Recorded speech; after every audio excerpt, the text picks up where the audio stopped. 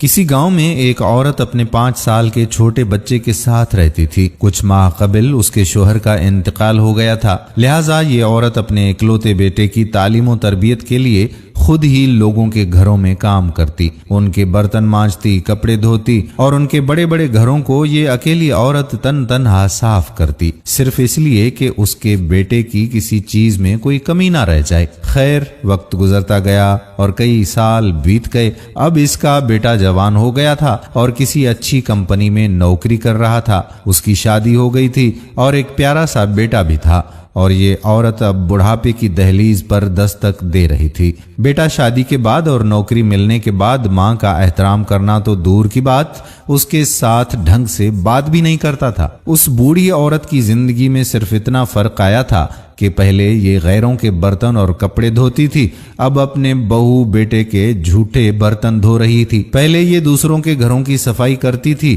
اب یہ بہو کے ہوتے ہوئے بھی اپنے گھر کی صفائی کرنے پر مجبور تھی۔ خیر، جو بھی تھا، لیکن تھی تو یہ ایک ماں۔ اپنے بیٹے کی خوشی کی خاطر وہ ہر دکھ جھیلنے کو تیار تھی۔ بیٹے کے پاس دولت کی کمی نہ تھی، اللہ کی دی ہوئی ہر چیز اب اس کے پاس تھی، لیکن ماں کو اس نے گھر کے ایک الگ کمرے میں چھوڑ رکھا تھا جہاں موسم کی شدت کو روکنے کے لیے کوئی بھی بندوبست نہیں تھا، اور کئی دنوں کے بعد جب کبھی وہ اس کمرے میں جاتا تو صرف ماں کو گزرے وقت کی محرومیاں یاد کروا کر تانے دینے اور لڑنے جھگڑنے کے لیے۔ ایک دن سردیوں کی یخ بستہ شام میں اس کی ماں ایک پھٹے پرانے کمبل میں سکڑ کر بیٹھی یہ سوچ رہی تھی کہ آج اس کا بیٹا کام سے واپس آئے گا تو وہ اسے نئے کمبل کا کہے گی، کیونکہ اس کمبل میں اسے بہت سردی لگ رہی تھی، اور اب اس کی کمزور ہڈیوں میں اس سردی کو برداشت کرنے کی ہمت نہیں تھی۔ اسے 100% یقین تھا کہ اس کا بیٹا بڑے پیار سے اس کی ضرورت کو پوری کر دے گا۔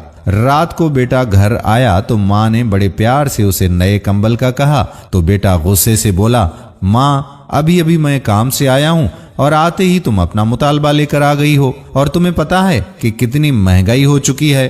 ابھی تمہارے پوتے کو اسکول داخل کروانا ہے، اس کا یونیفارم اور کتابیں لینی ہیں، گاڑی کی قسط ادا کرنی ہے، میں نے ابھی اپنے لیے جیکٹ خریدنی ہے، اور تمہاری بہو کے لیے شال لانی ہے۔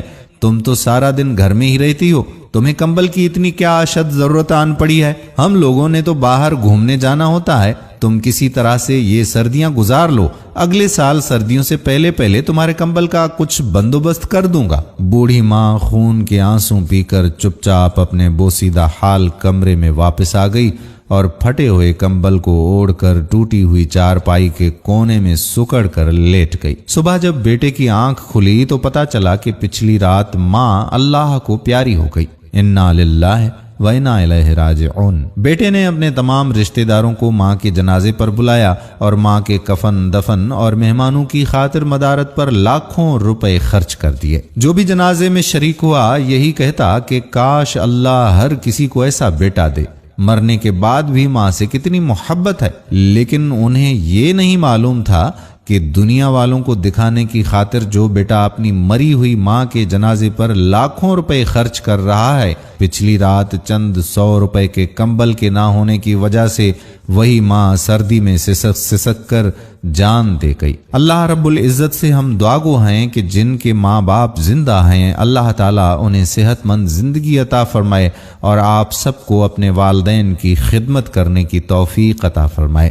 جن کے والدین بھی اس دنیا سے رخصت ہو چکے ہیں، اللہ تبارک و تعالی ان سب کی مغفرت فرمائے، ان کے درجات کو بلند فرمائے اور انہیں جنت الفردوس میں اعلیٰ مقام عطا فرمائے، اور آپ کے والدین کے صدقے اللہ رب العزت میرے والدین کی بھی مغفرت فرمائے۔ آمین ثم آمین یا رب العالمین۔ دوستو، ویڈیو پسند آئی ہو تو دوسرے لوگوں کے ضمیر کو جھنجھوڑنے کے لیے ان کے ساتھ یہ ویڈیو شیئر ضرور کر دیں۔ کیا پتا کہ یہ بات ان کے دل میں اتر جائے اور وہ اپنے بوڑھے ماں اور بوڑھے باپ کی خدمت کرنے لگ جائیں گے، تو اس کا اجر و ثواب آپ کو بھی ملے گا اور ہمیں بھی ملے گا۔